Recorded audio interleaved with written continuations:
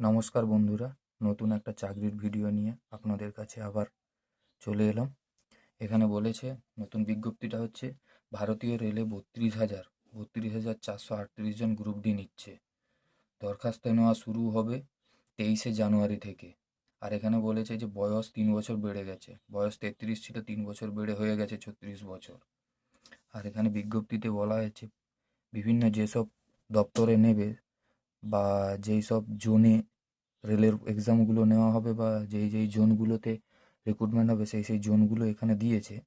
আপনাদেরকে বলছি: পূর্ব রেল, দক্ষিণ পূর্ব রেল, উত্তর সীমান্ত রেল, মধ্য রেল, পূর্ব মধ্য রেল, উত্তর মধ্য রেল, উত্তর পশ্চিম রেল, পূর্ব উপকূলীয় রেল, দক্ষিণ মধ্য রেল, উত্তর রেল, পশ্চিম রেল, পশ্চিম মধ্য রেল, দক্ষিণ রেল, ইন্ট্রিগ্যাল, কোচ ফ্যাক্টরি, দক্ষিণ পূর্ব মধ্য রেল সহ সারা ভারতে 16টি রেলে 14টি রেলওয়ে রিক্রুটমেন্ট সেলের মাধ্যমে গ্রুপ ডি লেভেল পদে 32,438 জন ছেলে মেয়ে নেওয়া হচ্ছে। এবার কোন কোন ক্যাটাগরিতে নেওয়া হবে সেইটা নিয়ে আলোচনা করব। এখানে যেই ক্যাটাগরিগুলো উল্লেখ করেছে সেগুলো হচ্ছে assistant workshop mecha, assistant bridge, assistant C and W, assistant loco shed diesel, assistant loco shed electrical, assistant operation electrical, এরকম বিভিন্ন বিভিন্ন পদে, মেন্টার গ্রেড 4 ইত্যাদি বিভিন্ন বিভিন্ন পদে এই ছেলে বা মেয়ে নেওয়া হবে। এবার আমরা বয়সটা নিয়ে কথা বলছি। এখানে বয়স সম্বন্ধে দিয়েছে আরও উজ্জ্ব করে, বয়স 3 বছর বেড়ে তাও জানানো হয়েছে। বয়সটা যে 3 বছর বেড়েছে সেটাও এখানে জানিয়ে দিয়েছে। আগে 33 ছিল, এখন 3 বছর বেড়ে 36 হয়েছে।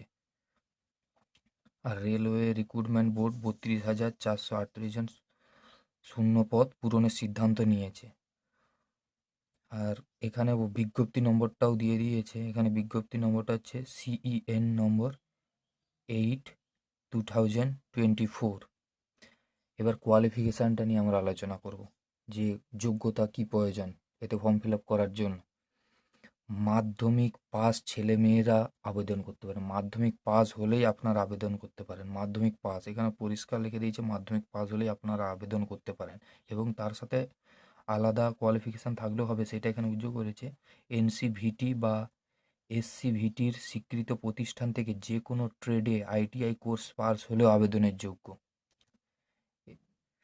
আর বলেছে NCVTর অনুমোদিত ন্যাশনাল অ্যাপ্রেন্টিসশিপ সার্টিফিকেট থাকলে আপনি এই ফর্ম ফিল আপের জন্য যোগ্য। এবার যারা ফাইনাল পরীক্ষা দিচ্ছেন, এখানে বলেছে এবারে যারা ফাইনাল পরীক্ষা দিচ্ছেন তারা আবেদনের যোগ্য নন, কিন্তু যারা ফাইনাল পরীক্ষা দিয়ে পাস করে গেছে তারাই কিন্তু আবেদনের যোগ্য। আর সবচেয়ে বড় কথা, মাধ্যমিক পাস হলেই আপনি আবেদন করতে পারবেন। এটা খুবই ভালো সংবাদ। মাধ্যমিক পাস হলে আবেদন করতে পারবেন। আর এখানে পোস্ট অনেকই দিয়েছে, 32,438। আর কি বলেছে দেখছি। এখানে আর একটু বয়সের সম্বন্ধে বলেছে। ওপরে সব পদের বেলায় 1/7/2025 হিসাবে 18 থেকে 36 বছরের মধ্যে হলে আবেদন করতে পারবেন। আর এসব পরীক্ষার ক্ষেত্রে 3 বছর বেড়ে 33 বছর থেকে 36 বছর হলো। আর এখানে তপশিলিরা 5 বছর, ওবিসিরা 3 বছর ছাড় পাবেন। আর বিবাহ বিচ্ছিন্ন মহিলারা পুনর্বিবাহ না করলে যথারীতি বয়সের ছাড় পাবেন। আর এখানে মাইনেটা নিয়ে আলোচনা করেছে। এখানে মাইনেটা হচ্ছে 18,000 টাকা।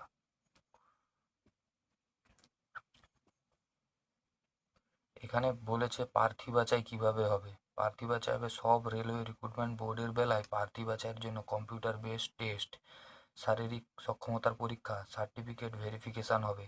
দরখাস্ত করবেন, এখানে দরখাস্ত সম্বন্ধে বলেছে দরখাস্ত করবেন 23শে জানুয়ারি থেকে 22শে ফেব্রুয়ারি। দরখাস্তটা নেওয়া শুরু হবে 23শে জানুয়ারি থেকে 22শে ফেব্রুয়ারি পর্যন্ত। আর যে রেলওয়ে রিক্রুটমেন্ট সেলের দরখাস্ত করতে চান সেই রেলওয়ে রিক্রুটমেন্ট সেলের ওয়েবসাইটে দরখাস্ত করবেন। এখানে বলে দিয়েছে, এখানে যে রিক্রুটমেন্টের সেলগুলো যে আলাদা আলাদা আছে, যার যেটা পছন্দ যেটাতে ফর্ম ফিল আপ করবেন তার ওয়েবসাইটে গিয়ে আলাদাভাবে দরখাস্ত করবেন। আর সেই জন্য দরকার এই জন্য দরকার একটি বৈধ মেল আইডি থাকতে হবে। এছাড়াও পাসপোর্ট মাপের রঙিন ফটো 20 থেকে 50 কেবির মধ্যে, এখানে সাইজটাও মেনশান করে দিয়েছে 20 থেকে 50 কেবির মধ্যে, ও সিগনেচার দরকার, স্ক্যান করে নেবেন, সেটা 10 থেকে 40 কেবির মধ্যে। আর তপশিলির বেলায় সার্টিফিকেট 50 থেকে 100 কেবির মধ্যে স্ক্যান করে নিতে হবে। তপশিলিরা যারা আছে তাদের সার্টিফিকেটটাকে 50 থেকে 100 কেবির মধ্যে স্ক্যান করে নিতে হবে। আর বলেছে জেপিইজি ফরম্যাটে। আর বলেছে এই সংশ্লিষ্ট রিক্রুটমেন্ট বোর্ডের ওয়েবসাইটে গিয়ে যাবতীয় তথ্য, নাম, রেজিস্ট্রেশন করতে হবে, তারপর photo, signature, caste certificate upload করবেন। আর তারপর পরীক্ষা ফি বাবদ, এখানে ফি নিয়ে আলোচনা করেছে, সব কিছু আপলোড করার পর ফি বাবদ 500 টাকা। আর তপশিলি, প্রতিবন্ধী, মহিলা, প্রাক্তন সহকর্মী, সংখ্যালঘু ইত্যাদি ইত্যাদি, এরা হচ্ছে এদের বেলায়, প্রার্থীদের বেলায় 250 টাকা, এদের বেলায় 250 টাকা। জেনারেল যারা তাদের হচ্ছে 500 টাকা। এখানে বলেছে আপনি অনলাইনে টাকা জমা দিতে চাইলে জমা দিতে পারবেন debit card, credit card, UPI, net ব্যাঙ্কিংয়ের মাধ্যমে। টাকা জমা দেওয়ার পর সিস্টেম জেনারেট হয়ে গিয়ে ফর্মটাকে প্রিন্ট করে নেবেন, এটাই বলেছে। আর সাধারণ প্রার্থীরা আরও কিছু বলেছে, সাধারণ প্রার্থীরা প্রথম পর্যায়ে পরীক্ষা দিয়ে থাকলে 400 টাকা, তারপর তপশিলিরা, সহকর্মীরা, প্রতিবন্ধীরা, মহিলা, সংখ্যালঘু এরা 250 টাকা ফেরত পেয়ে যাবে। আচ্ছা, এখানে বলেছে ফর্ম ফিল আপের সময় যে টাকাটা দেবে, তারা যদি পরীক্ষা দিয়ে আসে তাহলে তাদের অ্যাকাউন্টে আবার জেনারেলদের 400 টাকা আর তপশিলিরা 250 টাকা যে দিয়েছেন সেটা আবার ফেরত পেয়ে যাবেন। তো পরীক্ষা দিতে হবে, পরীক্ষাতে বসতে হবে, তবেই ফেরত পাবেন। ফর্ম ফিল আপ নিয়ে আরও কিছু কথা বলে নিচ্ছি। এখানে বলেছে কোন রেলওয়ে রিক্রুটমেন্ট বোর্ডের বেলায় কোন কোন ওয়েবসাইটে গিয়ে দরখাস্ত করবেন। মানে এখানে যে বিভিন্ন যে বোর্ডে রিক্রুটমেন্ট নিচ্ছে, তার আলাদা আলাদা বোর্ডের জন্য আলাদা আলাদা ওয়েবসাইট আছে। যেমন এখানে লেখা আছে কলকাতা রেলওয়ে রিক্রুটমেন্ট বোর্ডের বেলায়, মানে যারা কলকাতা বোর্ডের রিক্রুটমেন্টের জন্য ফর্ম ফিল আপ করবেন তারা এই ওয়েবসাইটে ফর্ম ফিল আপ করবে, RRB kolkata.gov.in। Malda railway recruitment বোর্ডের বেলায় এই ওয়েবসাইটে গিয়ে ফর্ম ফিল আপ করতে হবে, সেই ওয়েবসাইট হচ্ছে RRB maldah.gov.in। এরকম করে বিভিন্ন রকম পদের বেলায় বিভিন্ন রকম বোর্ডের বেলায় বিভিন্ন রকম ওয়েবসাইট আছে।